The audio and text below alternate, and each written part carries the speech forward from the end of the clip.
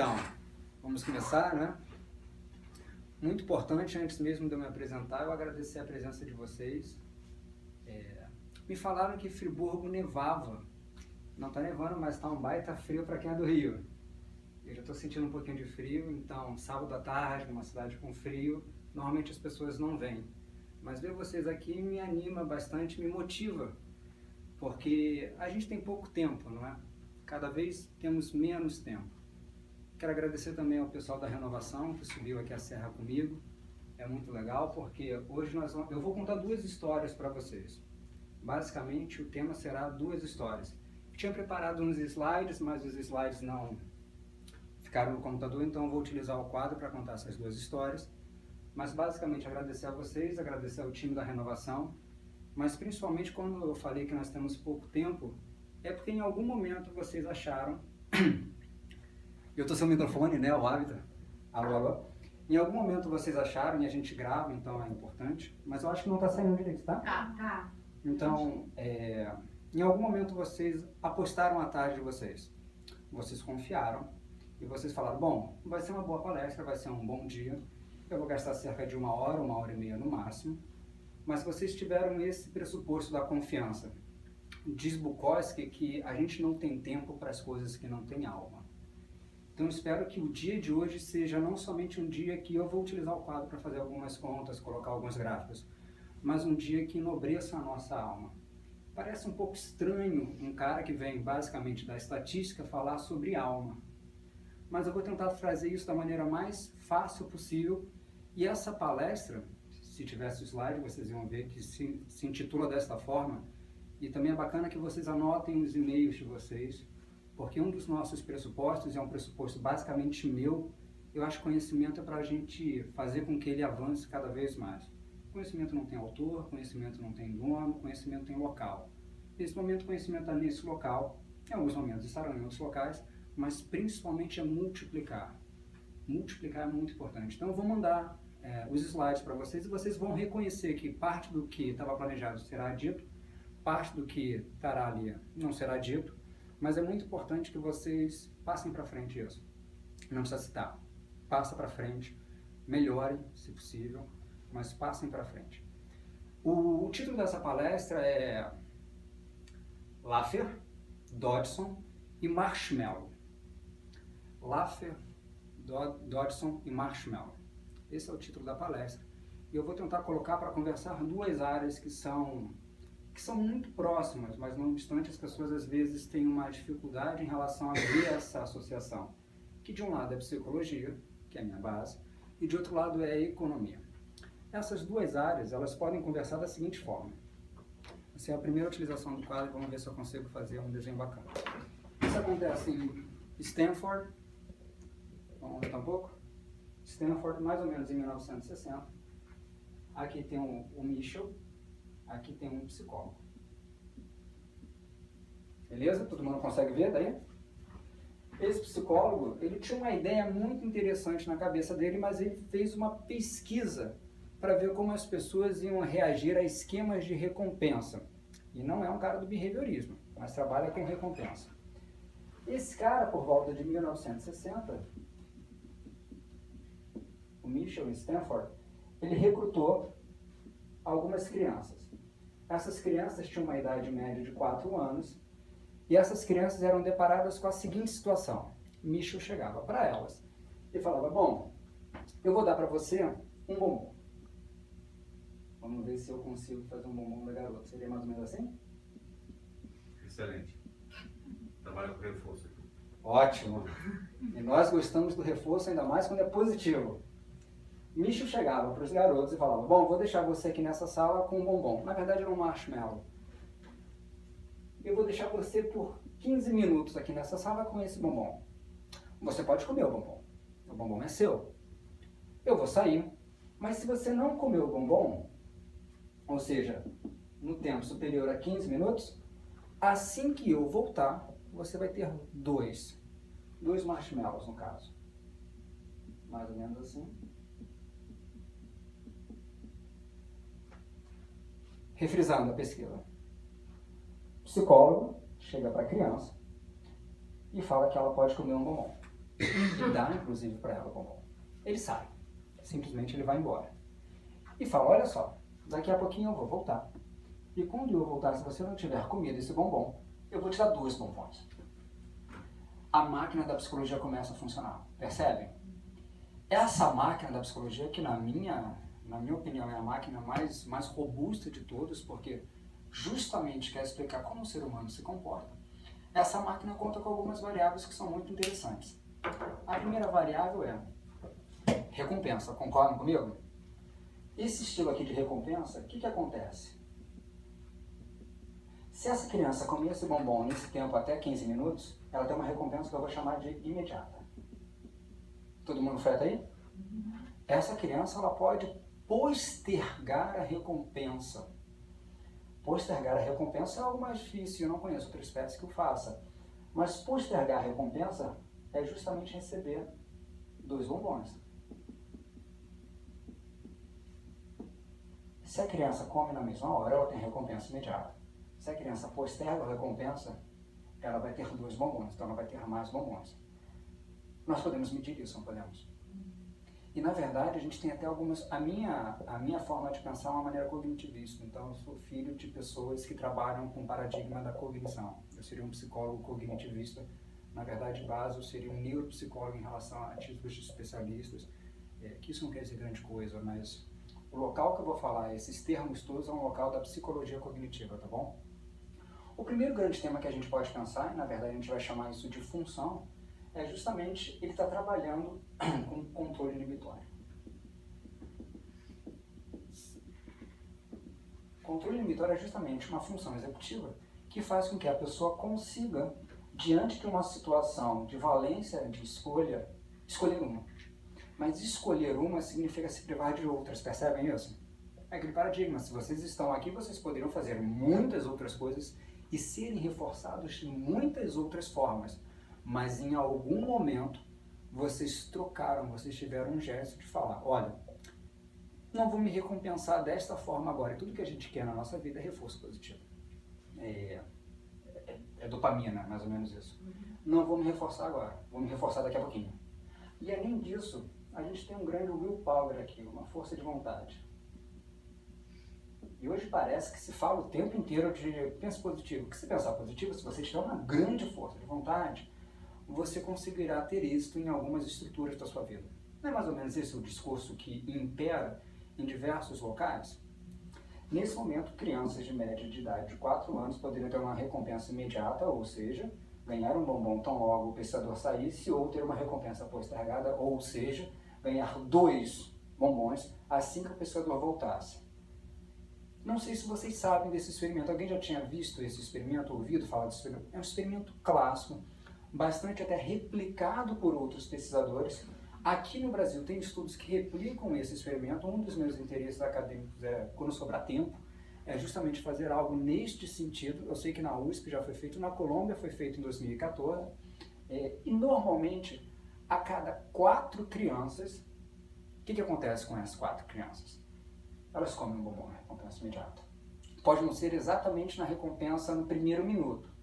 Algumas postergam um pouquinho mais, mas a cada 4 crianças, 3 comem um bombom. Na verdade, esses dados, é importante que vocês entendam quando um psicólogo fala que ele traz uma pesquisa. Essa pesquisa ela parte do princípio que tem uma população, que é aquele conjunto de pessoas que pelo menos tem uma característica em comum, mas você não pode fazer uma pesquisa com toda a população, é inviável, economicamente penoso. Então você retira uma amostra. Essa amostra, ela, por construção, ela tem que ser representativa. Do contrário, você não tem uma boa amostra, você tem um grande viés, você teria um grande problema de fato. Então, quando eu trago essas pesquisas, é sabendo que a maioria das crianças, tá bom?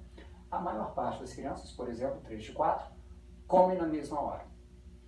Uma pequena parcela espera os 15 minutos, aí sim, tem 2 bombons. E a gente até pode parar para pensar. E o pensamento é muito interessante. Essa pesquisa é de 1960 foi reproduzida diversas vezes, ou seja, a gente conseguiu replicar esse experimento e os achados evidenciam uma tendência.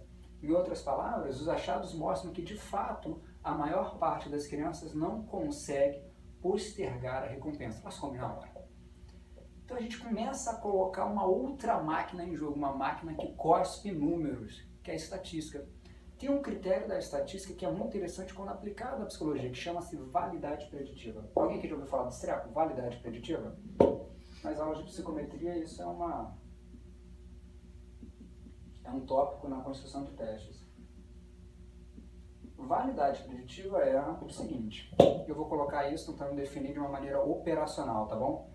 Se esse moleque come o bombom agora, se o João come o bombom agora, isso é 1960, agora a gente consegue acompanhar o João, concorda comigo? Nós estamos em 2016. Como é que foi a vida desse moleque? E se Maria come o bombom em 15 minutos, ou seja, espera e tem 2, será que o desempenho em relação à academia, ou seja, desempenhos acadêmicos que podem ser medidos a partir de alguns testes, não são os melhores instrumentos, mas são instrumentos, será que o desempenho dessas pessoas aqui é melhor ou pior do que o desempenho dessas pessoas aqui? Além disso, será que esse cara aqui conseguiu o job, conseguiu o trabalho mais facilmente do que esse aqui? Está casado, está solteiro, tem filhos, não tem filhos? Como é que se dá a vida desses caras aqui? Número não fala de número fala de gente. Isso é fundamental. Todos os números não são 2, 3, 4, não tem uma escala linear, tem uma escala humana por detrás. A validade preditiva desse tipo de experimento é genial. Porque viu-se que, pontinho, pontinho, essa história daqui a pouquinho continua. Continuando aqui, eu falei que ia botar para conversar algumas coisas. Eu falei que iria falar sobre Laffer, Dodson e Marshmallow. Parece que Marshmallow foi a primeira grande historinha que eu comecei a contar para vocês e essa historinha vai continuar. Mas vai continuar a partir de alguns paradoxos da economia. E são meio que paradoxos porque é parte do princípio que os resultados são super contraintuitivos.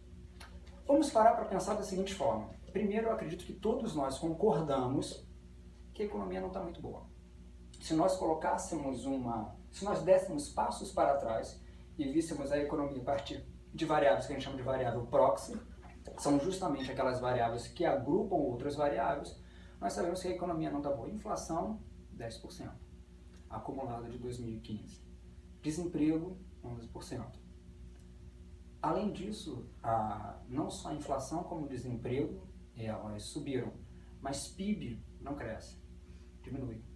E pior, não é somente o PIB diminuir, porque PIB é meio que uma medida um pouco grosseira, mas se a gente pegar o PIB e dividir pela quantidade de pessoas que tem uma população, a gente chama isso de PIB per capita. Se o PIB está baixo, o PIB per capita está mais baixo ainda. Isso mostra que se nós se dessemos passos para trás, a economia brasileira vai muito mal mesmo. E se nós colocássemos uma lupa em relação à economia brasileira, ou seja, os indicadores da economia brasileira agora vistos em relação às pessoas? Bom, não sei se vocês compartilham dessa mesma percepção que eu tenho das pessoas, mas quem é viajar para fora agora viaja para dentro, quem é viajar para dentro agora não viaja mais. Isso parece que a gente está falando de uma elite. Vamos falar de outras pessoas. Quem comia numa churrascaria agora come num local menos churrascaria. Vamos falar agora de outras pessoas. Quem comprava biscoito para os seus filhos agora não compra mais. Quem só tinha ovo para comer agora não come mais. É mais ou menos essa a lógica. Se a gente for parar para pensar que inflação é 10%, parece que isso é frio, né? Se a gente for parar para pensar que aquela pessoa que só tinha ovo para comer agora não tem mais, isso é mais quente. Isso nos dá a seguinte ideia. Como é que a psicologia pode atuar nesse cenário? Será que a psicologia pode atuar nesse cenário? Será que a crise interfere na psicologia? São diversas perguntas. Algumas eu levantei essa bola e vou responder. Outras não vou responder. Mas um ponto muito importante, e eu falei que a economia tem algumas curvas que são muito contraintuitivas, é a seguinte. Tem um camarada, Arthur Laffer, se não me engano, em 1977, que esse artigo é publicado, e é publicado por outra pessoa, mas reconhece a construção acadêmica de Laffer, que ele falou mais ou menos da seguinte forma. Vamos imaginar um par ordenado, tá bom? X contra Y. Um X contra Y tem que ter necessariamente duas variáveis, é assim que funciona. A primeira variável está aqui, eu vou chamar essa variável, ficou horrível, né? Eu vou chamar essa variável aqui de taxa de inflação. Perdão, vou chamar essa aqui de impostos ou tributos. Estava difícil na cabeça. Impostos ou tributos. Aqui é um eixo que começa no zero e vai até X, até 100, ok? Isso aqui são as nossas abscissas, é a nossa abscissa. E aqui nas ordenadas, eu vou colocar não mais impostos, mas sim a arrecadação do governo. Bom, não ficou o melhor dos mundos, mas eu acho que dá para todo mundo perceber isso. Vamos pensar, e vocês vão me ajudar a construir esse plot, esse gráfico.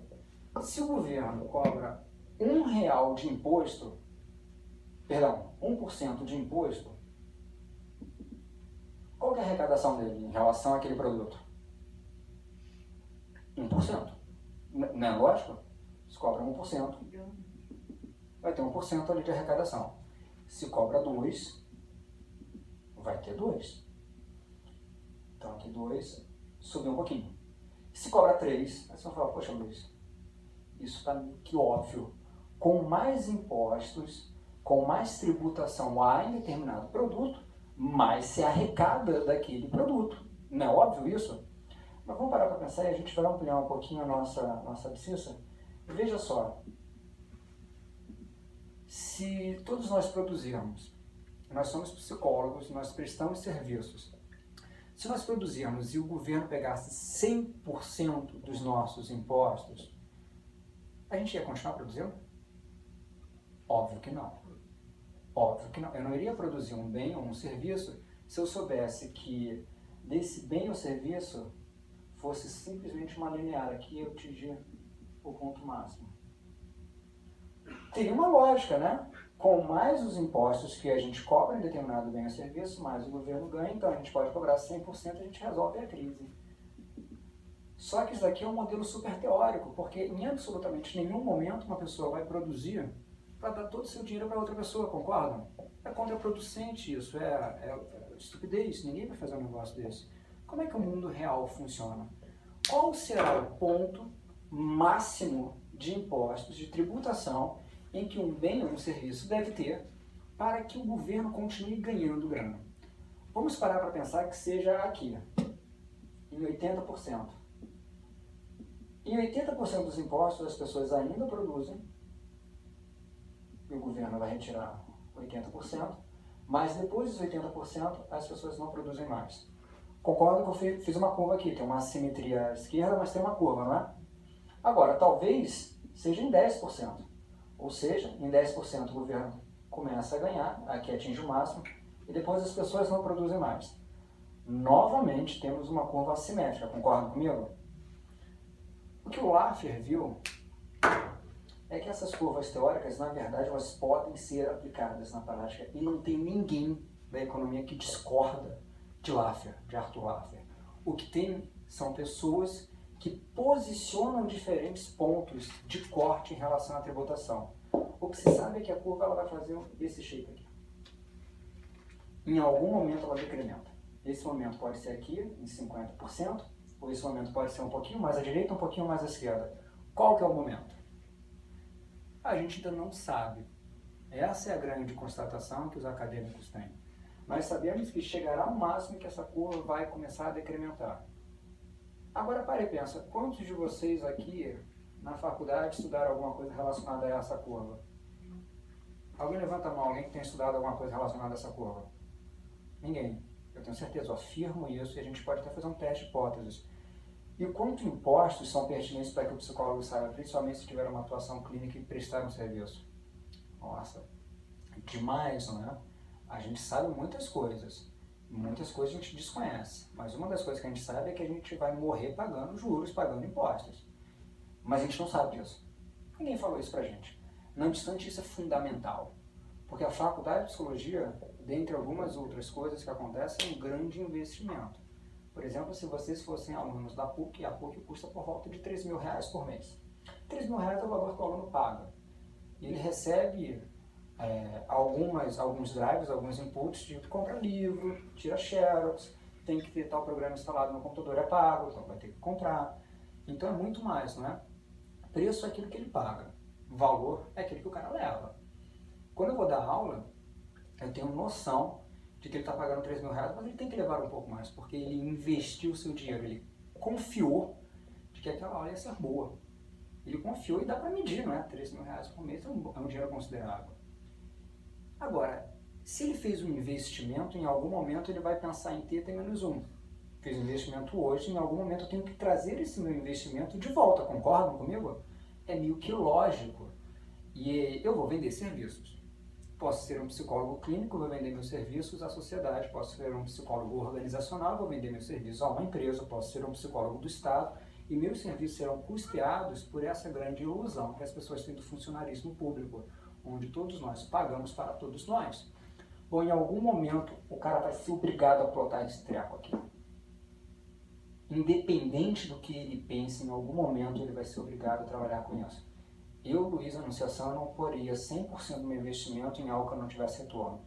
Eu acho que ninguém faria algo nesse sentido, porque do contrário chama-se prejuízo. A gente quer uma confiança e uma segurança em relação aos nossos investimentos. Curva de economia. Vamos jogar fora essa curva e vamos pensar em curvas de psicologia, porque existe um mito de que psicologia não trabalha com número. Isso é um mito. Isso é um mito que tem que ser vencido cada vez mais, porque como eu falei para vocês, os números não são de uma escala matemática puramente, os números são de uma escala humana, que tem nomes, são pessoas. Como é que funciona a nossa... E essa é uma matéria chamada Processos Psicológicos Básicos, que é super interessante. Como é que funciona a nossa detecção de estímulos pelo mundo físico? Concordamos que aqui tem uma iluminação, né? Sim. E a gente está detectando, a gente está percebendo, vamos falar dessa forma, essa iluminação desse ambiente. Agora, vamos imaginar que a sala estivesse totalmente escura. Eu vou tirar imposto, eu vou deixar esse meu plot aqui. E aqui eu vou chamar de magnitude.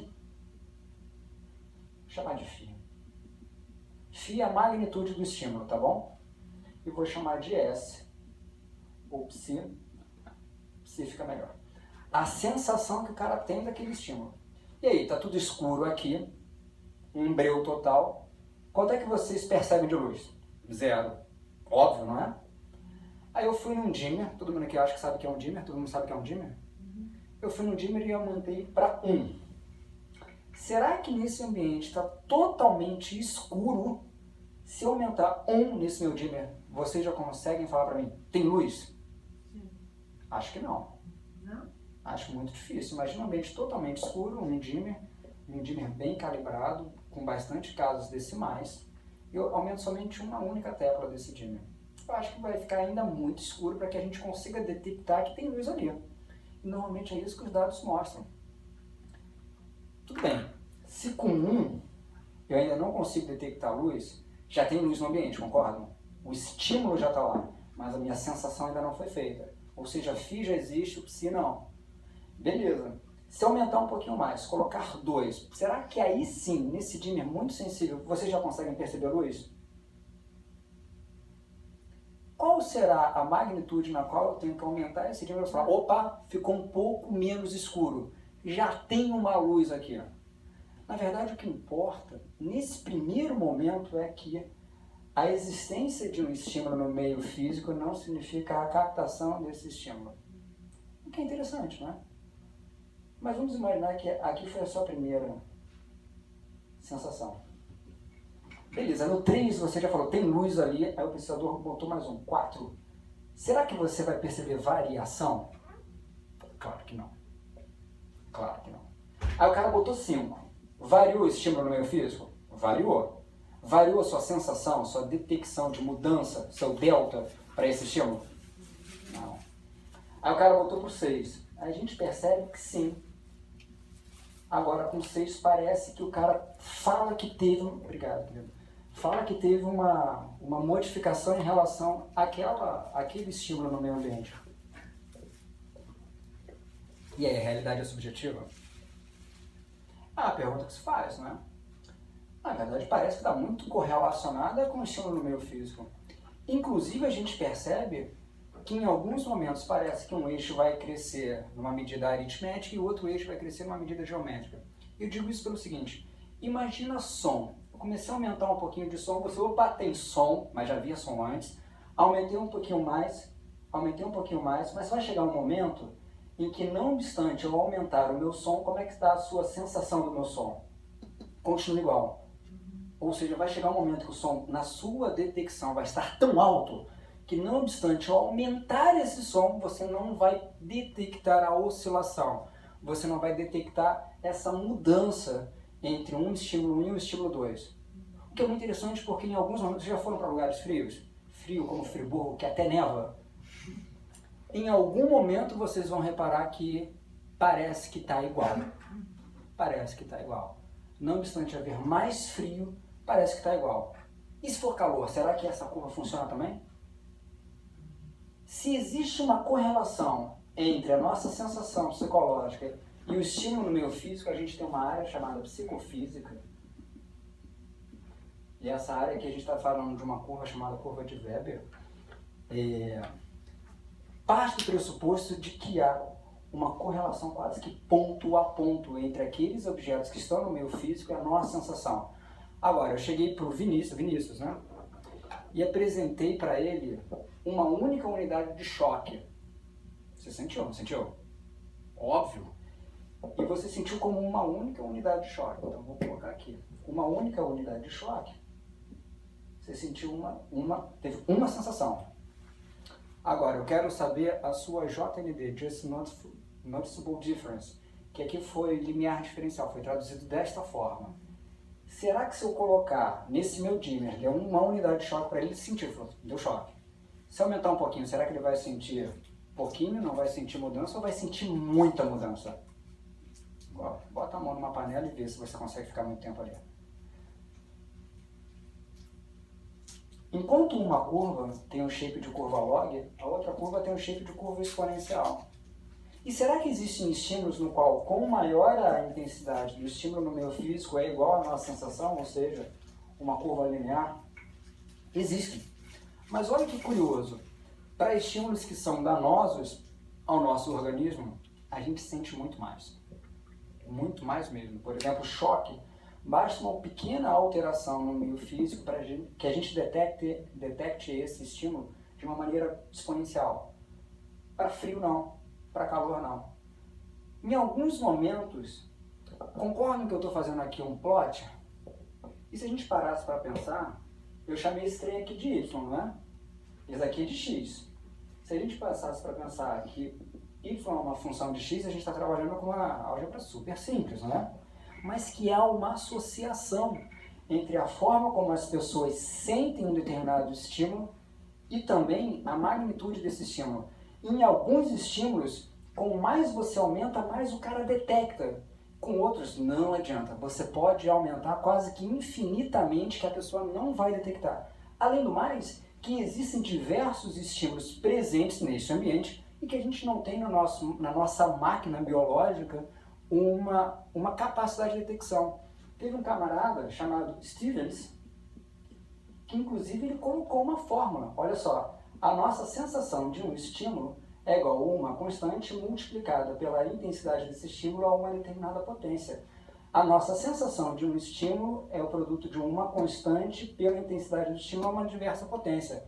Se essa potência for igual a 1, se P for igual a 1, essa detecção é superlinear. Por exemplo, se vocês estimarem o comprimento de uma linha, certamente se aumentar uma unidade, a maior parte de vocês vai detectar simplesmente uma mudança de uma unidade. Agora, se esse estímulo for menor do que 1, se P for menor do que 1, o que acontece? Faz uma curva log. Em outras palavras, esse tipo de curva, com mais eu aumento o estímulo, chegará um momento em que essa síntese é feita e você não mais detectará mudança. Diferente se essa potência for maior do que 1, como choque. Por exemplo, se eu der choque em alguém e aumentar uma única unidade, nossa, o cara vai sentir muito mais. Na verdade, o que a gente acabou de perceber aqui é que as curvas na psicologia existem e são extremamente adaptativas. Se não fosse dessa forma, nós já estaríamos mortos.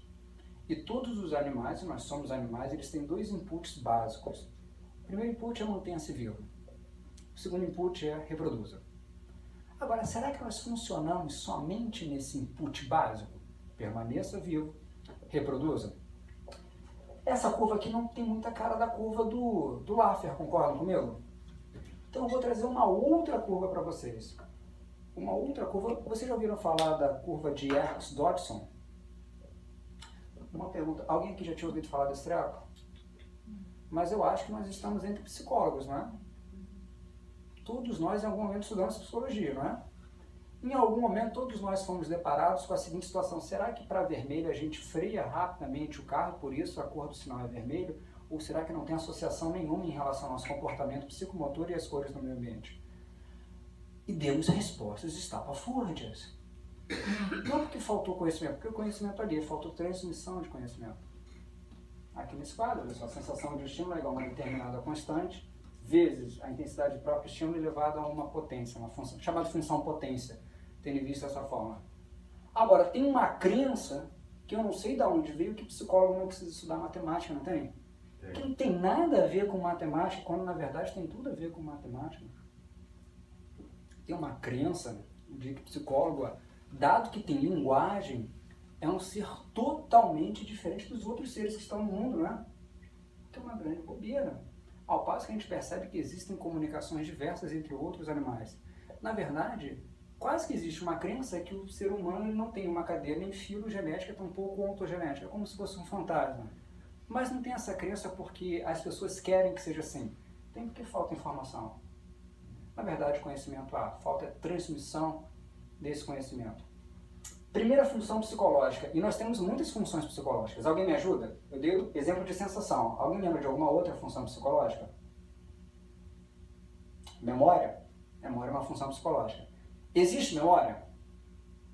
Se existe, existe em alguma quantidade eu consigo medir. Esse é o nosso grande padrão na psicologia. Psicologia onde? Psicologia no mundo. Atenção existe? Se existe, a gente consegue... Se alguma coisa existe, ela existe em alguma quantidade. E eu consigo medir. Eu posso questionar meu instrumento, mas se ela existe em alguma quantidade. Memória, se existe em alguma quantidade, a gente mede, vai lá e mede. Inteligência é a mesma coisa, orientação é a mesma coisa, atenção é a mesma coisa, senso-percepção é a mesma coisa, senso-percepção é a mesma coisa. Inclusive, a gente pode fazer paralelos, olha só. Paralelos de ciência funcionam de dois argumentadores que têm uma convergência capa. Sabemos aqui que, dada a intensidade de um estímulo físico, em algum momento somente cones serão ativados, em algum momento somente bastonetes serão ativados. Quando está somente escuro, são bastonetes. Bastonetes não são receptivos à cor. Quando está um ambiente mais claro, a gente pode colocar numa escala de log e ver onde tem uma que a gente chama de percepção fotóptica. Quando a gente coloca nessa escala, a gente percebe que em algum momento somente cones estarão mais ativados. Olha que genial! Já ouviram falar que em algum momento, na noite, todos os gatos são pardos, não é mais ou menos assim? A gente leva para o dia a dia situações que vieram de um par ordenado cartesiano, que em algum momento, por algum motivo, as pessoas pararam de trabalhar com esse par ordenado cartesiano, que diz muito.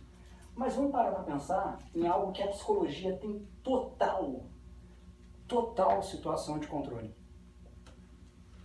Alguém que faz esportes? Você faz esportes? Qual é o esporte? Mountain bike. Mountain bike é o esporte. Eu corro. Você faz mountain bike e eu corro. Então a gente pode colocar nesse eixo aqui na nossa ordenada. Eu acho que se eu estiver disputando mountain bike com você, eu vou perder. A sua performance vai ser melhor do que a minha, concorda comigo? Você já faz isso há mais tempo. Eu acho que se você tentar correr, você vai perder, porque eu já faço isso há mais tempo, concorda? Então temos uma situação que é performance. Performance existe? Se existe, a gente pode medir. Essa é a cabeça do psicólogo. Se existe, malandro, a gente vai medir essa parada toda. Vou chamar minha VD aqui de performance. E como eu não sei escrever performance, eu vou chamar isso aqui de ômega. Performance virou ômega. Ansiedade existe? Se existe, o que a gente pode fazer? Medir. Se existe, a gente vai medir. Ansiedade atrapalha a performance? 2016, eu fui surpreendido com uma notícia que terá Olimpíadas. As pessoas ficam super ansiosas, não? Será que a ansiedade atrapalha a performance? Eu acho que nesse momento o Laffer não nos ajuda muito, porque o Laffer estava muito interessado em saber como determinado imposto trabalharia na arrecadação do Estado, dado uma venda. O psicólogo trabalha com ansiedade, trabalha não? Já li em algum blog, eu vi no WikiHow, eu descobri que o WikiHow é um dos melhores sites para você dar aula na psicologia, porque não só explica, mas explica com imagens, que é uma coisa óbvia, melhor do que a resposta, né? Que só explica e você desconfia. Se a ansiedade existe, ela existe em alguma quantidade, eu vou chamar a ansiedade de gama. Se existe alguma quantidade, a gente vai medir. Ansiedade atrapalha a performance? Óbvio. Quanto? Quanto é que a ansiedade atrapalha, cara? Muitão, né? Mas muitão não é bom medir muitão, né? É tipo ligar pra gatinha e falar, vai chegar quando? Fala, daqui a pouquinho. Você pode até plotar e você vê o desvio em relação à média daquele discurso. Bom, se a ansiedade existe, a gente vai medir. Temos instrumentos na psicologia que mensurem a ansiedade? Sim, temos. Temos escalas, temos testes. Psicólogo é testólogo? Não, não é. Existem outras formas de você medir, não somente com números. Você pode avaliar. Avaliar significa atribuir valor. Se a gente colocasse aqui numa escala, daqui é uma unidade imaginária, arbitrária, de 1, ok? Aqui é 50, aqui é a metade. E aqui 100. Aqui o cara está muito ansioso, aqui não está nada ansioso, aqui está médio ansioso. E aqui vai ser a performance do cara. Eu vou botar em quartil. Eu chamei de ômega, né? 25%, 50%, 75%, y igual a 1. Ok? Se você tem 1 de ansiedade, como é que será que vai ser sua performance? Se o cara não tem ansiedade nenhuma, como é que vai ser a ansiedade como é que vai ser a performance do cara? Não é essa a lógica? Nossa, o cara vai se dar super bem. E se o cara tem 100% de ansiedade, como é que vai ser a performance desse cara? O cara vai ter um negócio que eu já ouvi e sei que psicólogos tratam chamado transtornos de ansiedade, que não é rasteiro, não. Vai ser mais ou menos assim. Tem uma associação que a gente até chama de R. E esse R, eu tenho que colocar em módulo, porque é um R negativo, concorda? Com maior ansiedade, pior a performance. Com mais eu avanço no eixo de X, mais eu decremento minha curva no eixo de Y. Concordam com isso? Sim. Alguém discorda disso? Não, só que você ligou o 100% lá em cima, né? É, ó, performance. Aham. 100%, ansiedade 0, 1. E quando a ansiedade é 100, foi lá em cima? Performance baixa, 0. Ah, tá. Tá bom? Tá. É uma associação negativamente, Aham. tá? Uhum. Você tem uma correlação negativa aqui. Todo mundo concorda? Quem aqui tá formado? Talvez eu traga um admirável mundo novo para vocês, que é super velho, é de 1970.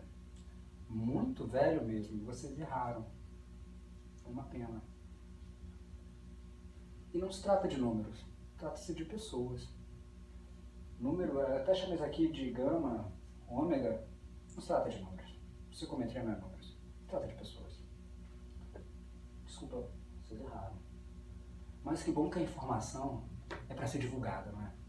É justamente por isso que a gente grava, é justamente por isso que eu estou aqui. Eu confio que vocês vão levar essa informação para ainda mais longe do que Friburgo. Vocês vão levar essa informação para outros locais. Ansiedade é um estado extremamente saudável. Na verdade, estar ansioso é muito bom para que a gente não perca nossos compromissos. Estar ansioso é muito bom para que a gente se prepare de uma maneira boa para o nosso trabalho. Estar ansioso faz com que a gente estude para a prova.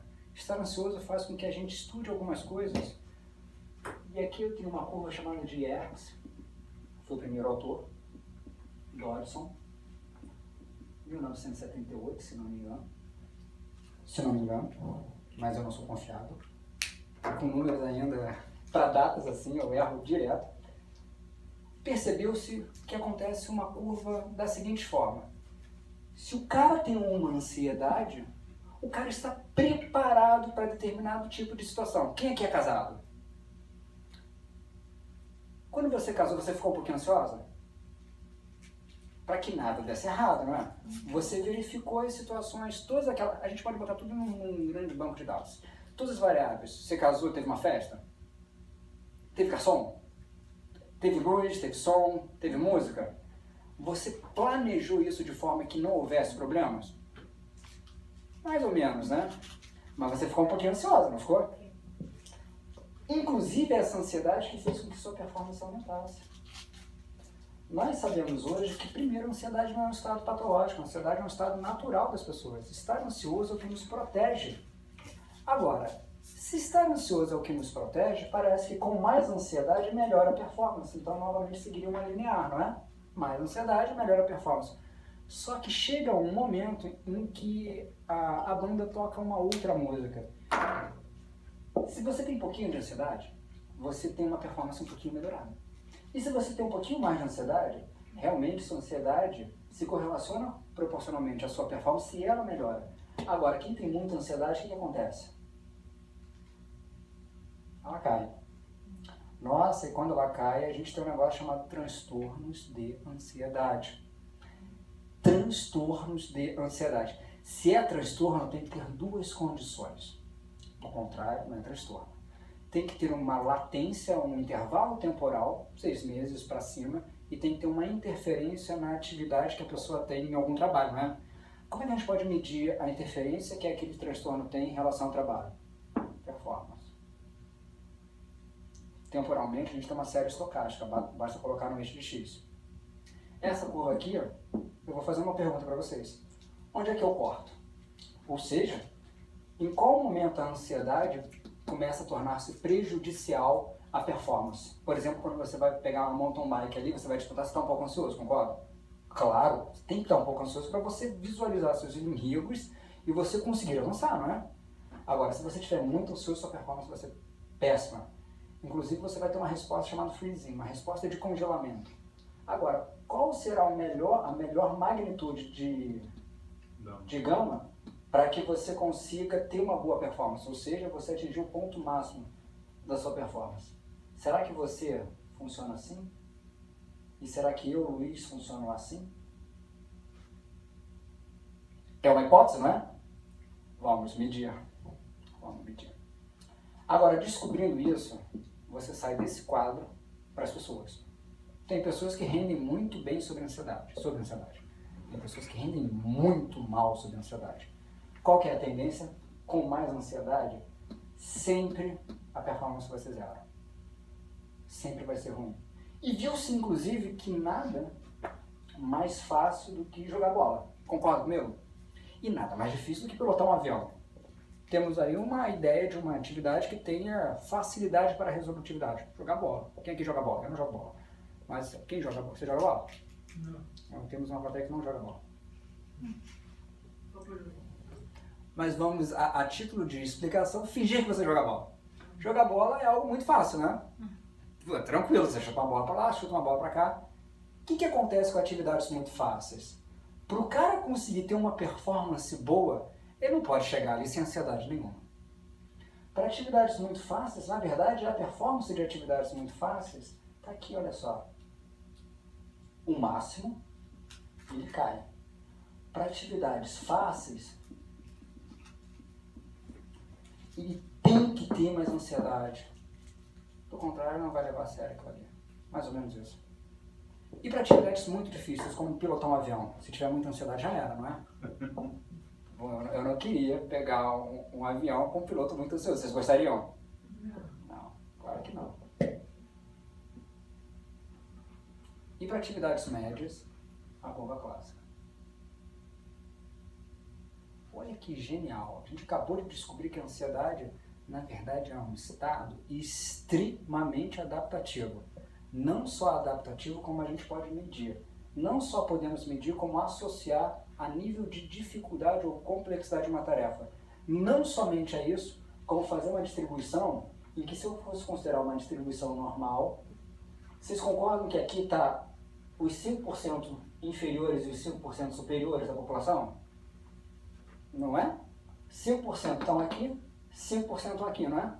Se a ansiedade é uma função psicológica, como é que a gente pode chamar as pessoas que estão aqui nessa cauda à direita e nessa cauda aqui à esquerda? Se isso daqui é uma função, eu posso chamar isso aqui de disfunção. Alguém se incomoda se eu chamar de disfunção? Aquele 5% à esquerda, aquele 5% à direita? Isso é uma disfunção, a gente consegue medir, não consegue? Inclusive com critério estatístico. Uma disfunção significa necessariamente uma doença? Não. Mas uma doença, na maior parte das vezes, é uma disfunção. Concorda comigo? E se a gente consegue medir essas coisas todas, em algum momento a gente vai ser obrigado a utilizar instrumentos. Vamos pensar em instrumentos? Entenderam essa parada? Agora, tem uma área que me é muito cara. Extremamente cara. Chama-se psicometria. Eu tenho aqui um teste. E esse teste aqui tem e sujeitos. E sujeitos responderam esse meu instrumento. E eu tenho J linhas. J colunas, perdão. Cada coluna é um item do meu teste. Estamos de acordo? Cada linha é um participante que respondeu esse meu teste. Como que eu sei se meu teste está medindo realmente aquilo que ele se propõe a medir? Talvez existam testes que digam que estão medindo a inteligência quando na verdade estão medindo memória. Ou escolaridade do cara, que até se associa com inteligência, mas sabemos que não é inteligência. E talvez existam testes que estejam medindo isso e até conste como favoráveis. Vocês conhecem o SATEPS? SATEPS significa Sistema de Avaliação de Testes Psicológicos, que talvez até conste como favoráveis ali. Mas necessariamente o psicólogo em algum momento vai fazer uma avaliação. A avaliação do estado de lucidez de uma pessoa, por exemplo. A avaliação da inteligência de uma pessoa. A avaliação do nível de consciência de uma pessoa. Concordam? Uma boa medida para a gente pensar é a seguinte. Eu vou avaliar o Alexandre. Essa aqui é a avaliação feita pelo Luiz, ok? Da minha forma. E esse teste aqui é um teste de inteligência, chamado G38. Então tem 38 colunas. O teste vai avaliar o Alexandre. O Alexandre, vocês concordam que eu conheço o Alexandre? E existem pessoas no mundo que eu desconheço.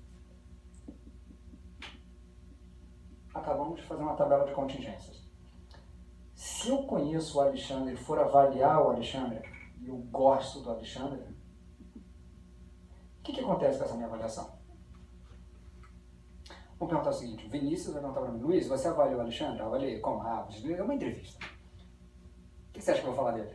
Você vai perguntar, ele é inteligente. O que eu vou falar? Muito. Claro. Absurdamente. Pô, o cara é um gênio. Eu vou jogar a inteligência dele lá pro alto, não é não? É como se vocês avaliassem o filho de vocês. No melhor dos mundos, eu falo, o menino é acima da média. Agora, se eu conheço o Alexandre, mas eu desgosto do Alexandre, aí quando o Vinícius me pergunta, e aí, como é que é a inteligência desse cara? É jumento? O cara não consegue nem se locomover, coitado. Se eu desgosto dele, que é o otherwise, né, o caso contrário, eu vou rebaixar ele. E se eu não conheço? Por exemplo, como é que é seu nome? Rosilane. O Brasil é preconceituoso, pessoal? Temos bastante preconceito no Brasil, não é? Preconceito, muitas vezes, é uma avaliação inadequada que nós temos de um fenômeno, concordam? Se esse fenômeno for de sensação e percepção, a gente até pode plotar. Agora, vamos parar para pensar. Eu estou orientando uma menina que ela está fazendo uma pesquisa com pessoas de colégio público que são negros. Negros no Brasil sofrem preconceito. Alguém discorda disso? Além deles serem negros, eles são homossexuais. Homossexual no Brasil também sofre preconceito, concordam? O que acontece com uma pessoa que é negro e homossexual num colégio público? Sofre preconceito, não é?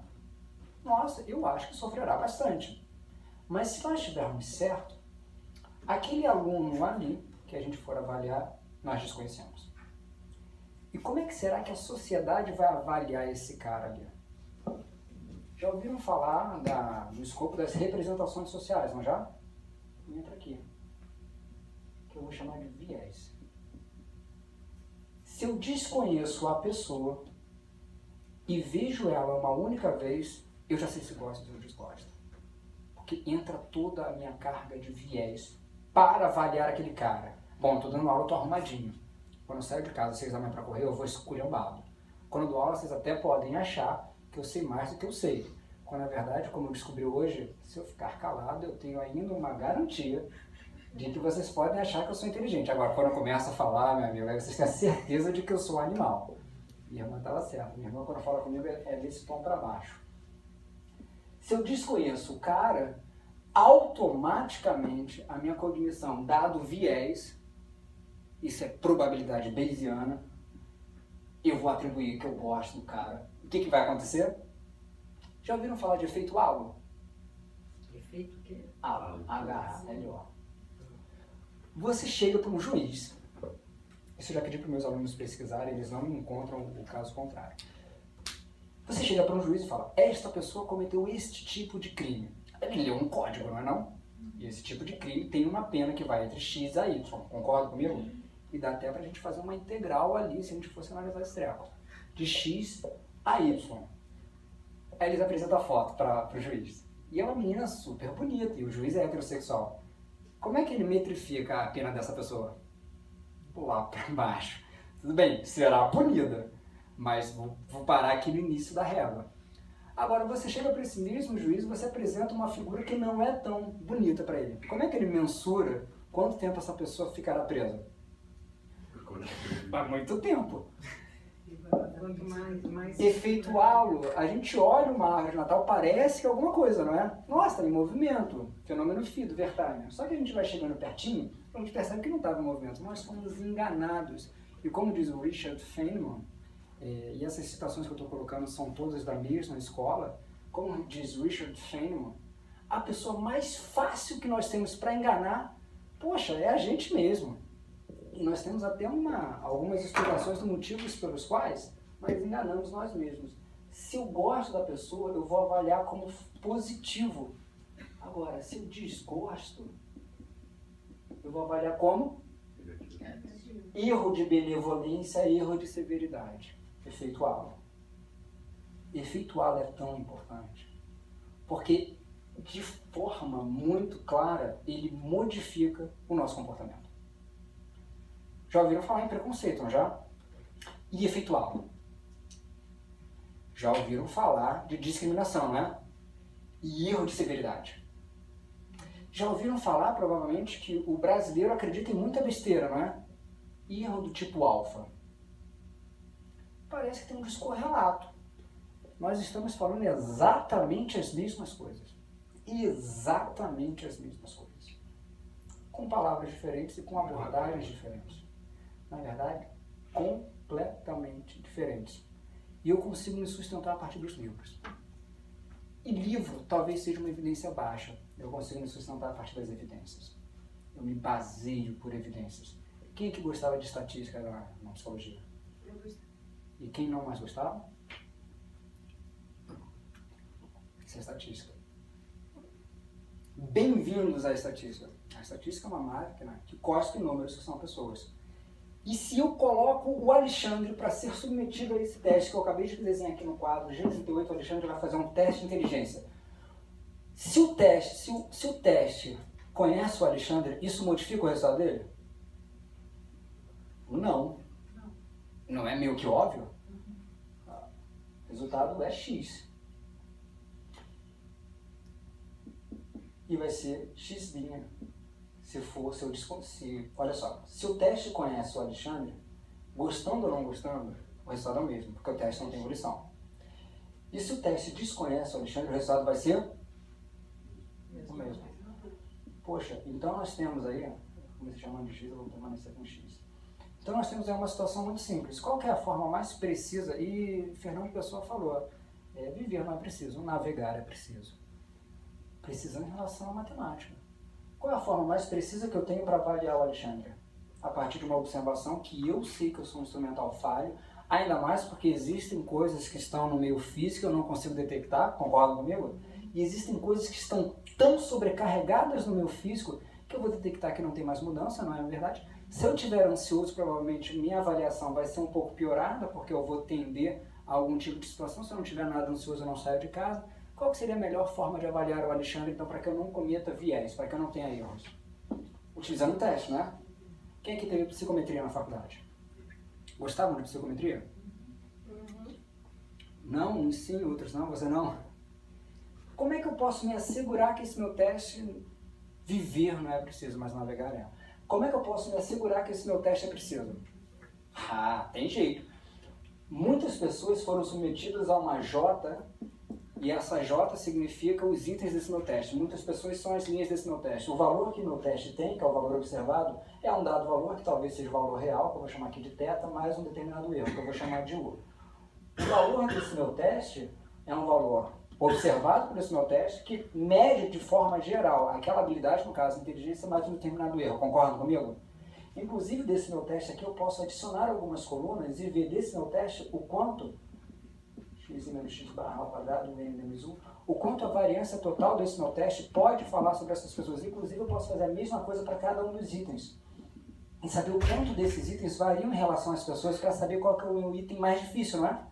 E saber qual que é o meu item mais fácil. Inclusive, tem uma forma de precisão chamada alfa, que se eu pegar o número de itens, eu estou chamando de j, e pegar j menos 1, e multiplicar esse negócio por 1 menos a variância total, menos a variância de cada um dos itens, eu vou ter um trequinho chamado alfa de Cronbach. Quem aqui já ouviu falar de alfa de Cronbach? Poxa, mas isso daqui é fundamental, porque senão, do contrário, você está aplicando um teste e você não sabe direito o que está fazendo. Isso está aqui, é 1960 e pouquinhos. E tá velho. Tá muito velho. Na verdade, a gente percebeu que essa medida de precisão é uma medida muito ruim. Na verdade, eu tenho que ver item a item. O item 1, o item 2, o item 3, o item 4, o item 5. E a gente não traz a pessoa amada, mas a gente faz regressão. Se eu pegar cada um dos itens como x, a probabilidade dele acertar é... Se ele acertar, ele marcou 1, concordam comigo? Se ele errou, tirou 0.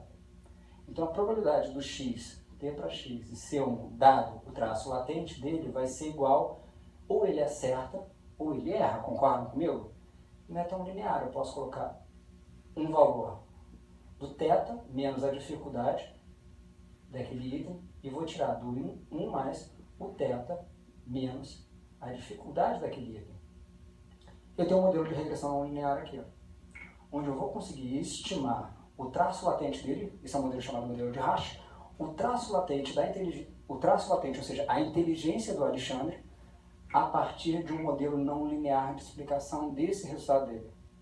Nossa, parece que o mundo foi se ampliando, concorda comigo? Porque agora, postos de trabalho em psicologia não estão muito frequentes, concorda comigo? Cada vez mais essa crise parece que afeta todos nós. Mas postos de trabalho em pesquisa crescem bastante, lá fora principalmente. Isso aqui é um novo posto de trabalho. E quem vai falar sobre inteligência não é o pedagogo, é o... Quem vai falar sobre empreendedorismo não é o... Não, fisioterapeuta, é o... E quem vai falar sobre controle inibitório e performance? Mas precisa disso, não é não? Do contrário, o nosso discurso, o discurso de outros colegas serão exatamente os mesmos. É isso que a gente quer quando a gente entra numa faculdade? Claro que não. Vou contar para vocês uma segunda historinha. E essa historinha vai ter tudo a ver. E essa história vai, de certa forma, encerrar essa apresentação de 1 hora.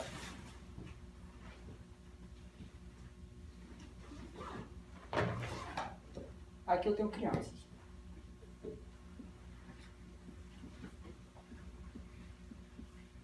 Com média de idade igual a 4 anos. Aqui eu tenho um pesquisador que, por volta da década de 60, 70, ele foi pesquisar essas crianças e ele ofereceu para essas crianças a seguinte situação: bom, você pode me esperar um pouco, você tem um bombom aqui. Se você esperar até 15 minutos, você vai ter somente um bombom. Mas eu posso ir embora. Na verdade, eu vou embora. E quando eu voltar, eu vou te dar 2 bombons. O que a máquina da psicologia faz?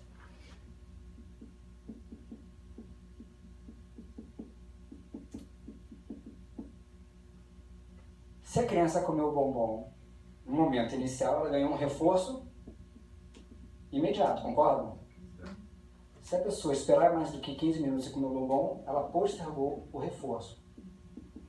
Na verdade, isso é uma das poucas coisas que nos separam de outros animais. Veja só, quando eu faço uma dieta, estou postergando reforço porque eu sei que lá na frente eu vou ficar mais magrinho, vou ficar mais bonito. Não é mais ou menos assim que funciona? Eu postergo o reforço, porque eu sei que lá na frente vai ser muito melhor. Quando essa criança escolheu o reforço imediato, a gente está medindo o controle inibitório dela. E se essa criança esperar um pouquinho mais, a gente está meio que força de vontade. Inclusive, como isso foi feito na década de fim de 60, início de 70, a gente consegue ter uma validade preditiva.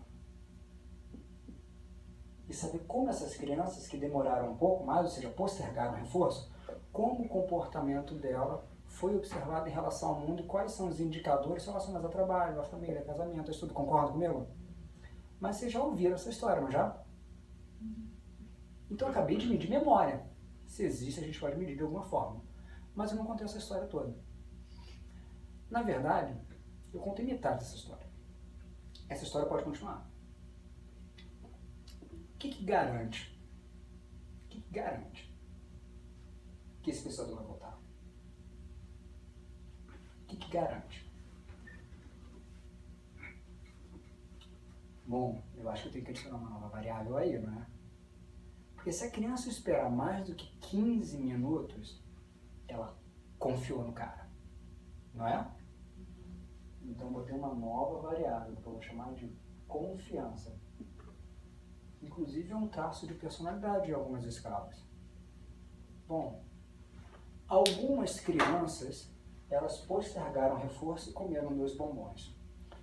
E as evidências mostram que em diversos indicadores sociais, elas parecem que foram muito melhores do que essas crianças que na mesma hora comiam bombom. Elas foram melhores, será que é porque elas tiveram confiança no cara e por isso ela tem confiança em outras pessoas? É uma hipótese, não é?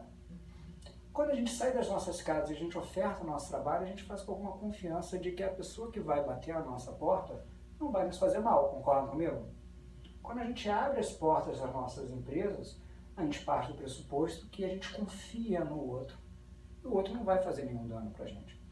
Na verdade, a maior parte das nossas negociações são feitas sem segurança jurídica primordial, ou seja, a gente não assina um contrato, concordam? Porque a gente confia em alguma pessoa. Agora, quero apagar esse tempo aqui, porque seria muito fácil passar uma boa notícia para vocês falar, nós temos uma tendência a confiar nas pessoas. Inclusive eu poderia falar de 3 técnicas para 2 resultados, tipo coaching. Eu não vou fazer isso. Eu vou colocar aqui confiança. E vocês vão me ajudar agora. Confiança existe? Bom, se existe eu posso medir. Se eu vou medir confiança, eu vou medir com algum instrumento, concorda comigo? Então eu vou ter aqui um instrumento. Agora, se eu vou utilizar um instrumento, eu vou ter que saber de probabilidade, não é? Agora, se eu vou medir a confiança no instrumento, eu preciso de pessoas. Se eu tenho uma grande população, eu consigo fazer uma pesquisa numa população inteira? Não. Óbvio que não, eu vou precisar de uma amostra, não é? A essa minha amostra, eu vou chamar de Nzinho, eu vou submeter ao meu instrumento, concorda? E no fim eu posso ter um indicador sobre confiança, não é? Nesse momento a gente começa uma nova história. Essa nova história, em algum momento vocês confiaram em mim. E nós sabemos que o tempo está curto e nós não temos tempo para os objetos que não têm alma, como diz Bukowski. Vocês confiaram de que vocês sairiam daqui mais nutridos em relação ao conhecimento de vocês. Eu espero ter atingido esse objetivo. Eu espero que vocês saiam daqui com a alma mais nutrida. Mas eu gostaria muito de contar essa história. Gostaria muito mesmo de contar a história de como a psicologia pode medir a confiança e como confiança é uma variável importantíssima para a economia e como a psicologia consegue utilizar instrumentos, consegue fazer processos amostrados para sair de uma população inteira uma amostra, como a psicologia consegue falar sobre isso e modificar a vida das pessoas, porque basicamente o que a gente faz não é psicologia, é mudança de vida das pessoas. Só que para isso eu preciso confiar em vocês. E confiar em vocês é justamente o que eu mais faço nesse momento em que a gente pode ter uma renovação no nosso Conselho Regional, no nosso Conselho Federal de Psicologia. Porque a gente acredita que ciência não é somente um método, ciência é uma forma de pensar. Agradeço a participação de vocês. Muito obrigado.